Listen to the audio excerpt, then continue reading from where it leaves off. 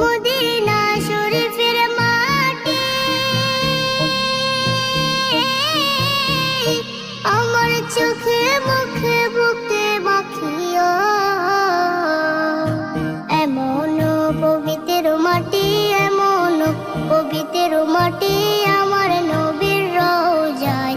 তোমরা যদি যাও গো মদিনায়, তোমরা যদি যাও গো মদিনায়। ইয়া রাসূলুল্লাহ, ইয়া হাবিবাল্লাহ, ইয়া রাসূলুল্লাহ, ইয়া হাবিবাল্লাহ।